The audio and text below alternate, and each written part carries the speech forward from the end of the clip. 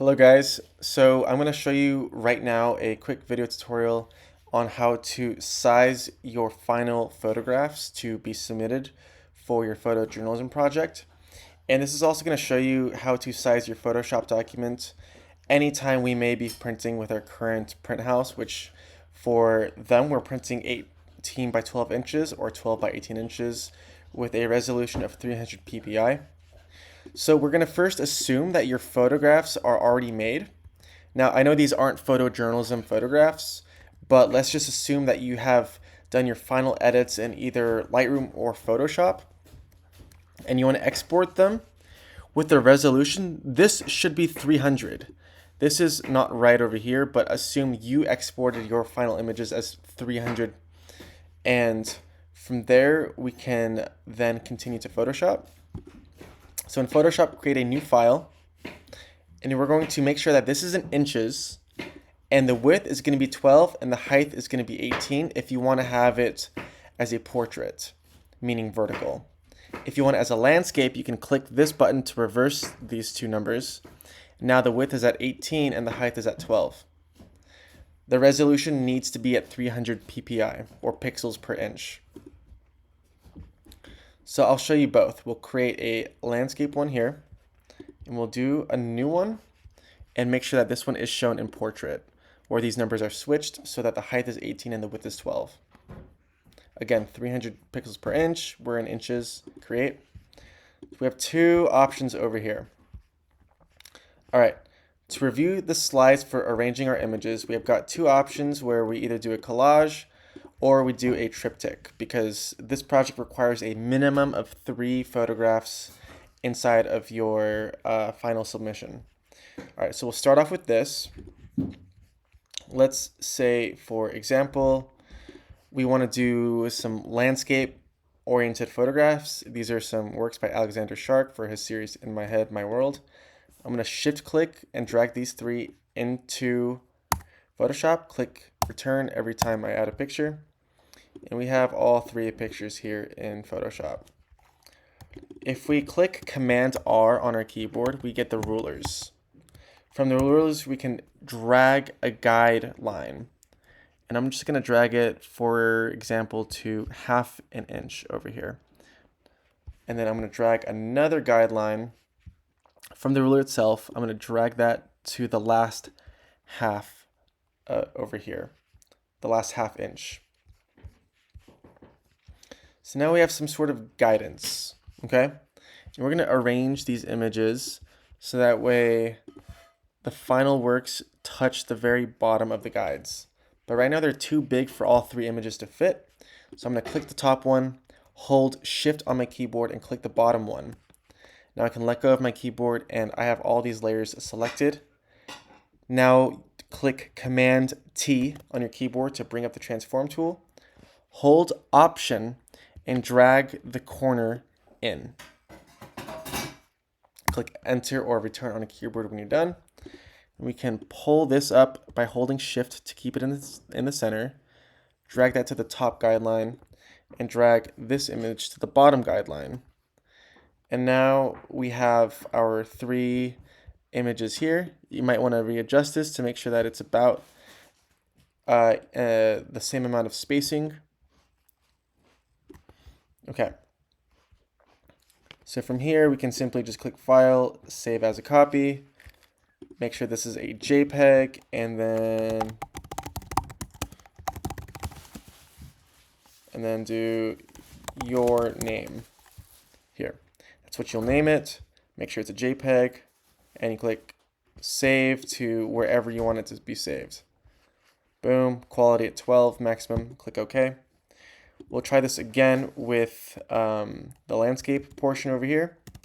So again, Command R to bring the rulers out. I'm going to drag a guideline to about half of the first inch and scroll over here, half of the last inch. Command 0 to go full screen.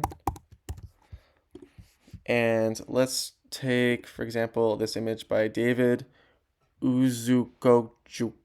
I have no idea how to pronounce his last name, but he makes great work. So I'm going to click and add this image over here. It's a vertical image this time, or a portrait image. I'm going to click Command J to duplicate it. So that way we have, let's see here, 3 of them. I'm going to click the first one, the first layer, and then hold Shift and click the last layer. Command T to select all the layers. I'm going to hold Option from the corner and drag it in. Click Enter or Return when I'm done. And I'm going to reposition everything so that way it lines up with the grids. And for example, we have a triptych now. That's this example over here. Now, if we want to do a collage and we want to add more than 3 images to help narrate our story, please ask yourself these questions.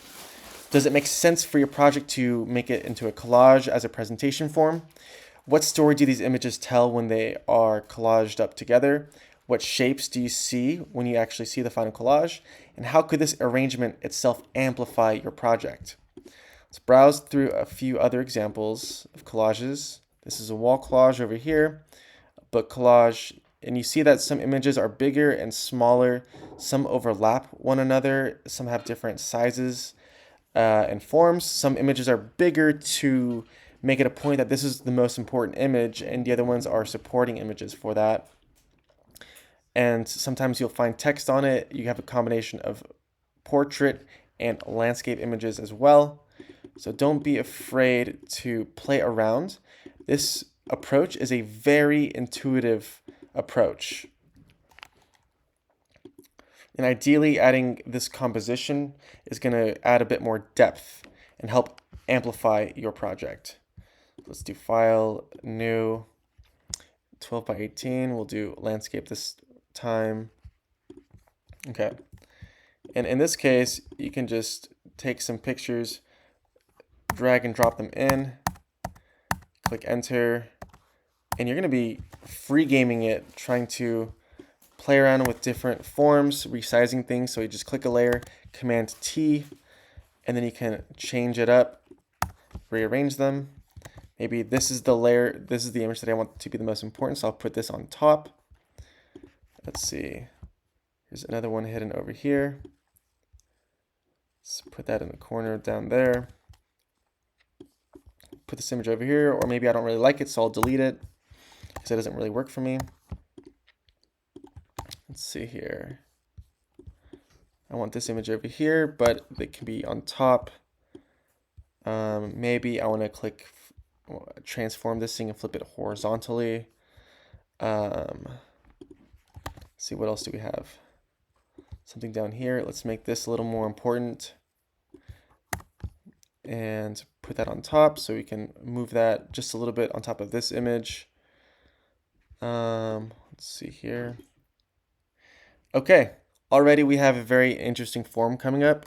I notice that this image, it goes to the border or the margin, and that's fine if your images do that, but the thing is no other images in this collage go to the border, so it doesn't make sense that only one random image is touching the edge of my document. So either I want to make more images touch the edge of the Photoshop document, or I can bring this one in just a little bit. And then maybe I'll bring it a little bit down, and now there's a nice balance to it. And you'll see that there's these grids that Photoshop tries to help you out to align things. Or you're also welcome to bring in the grids yourself from the ruler and see what happens when you are aligning your images and how it affects everything going across the entire composition. Remember guys, this is all about focusing on how you can create and use compositions to create something more, to expand your project into a deeper meaning conceptually. And I think that having an eye for a composition is a great exercise in learning how to present a body of work. From here, you just click File, Save as a Copy, and you'll name this Your Name Collage Photojournalism. Save it as a JPEG. And then you're going to upload this one to the Google Drive link that's linked to Schoology with a quality of 12. Click OK. Let's go over here to our desktop. And you'll notice that the guidelines don't get saved in your final export. Those guidelines are just there for Photoshop, but check it out. Looks pretty cool, right? So that's a simple way how you can make a collage real quick. And then we also had, what was the other one? This one over here. And then here is how you can do the triptych form.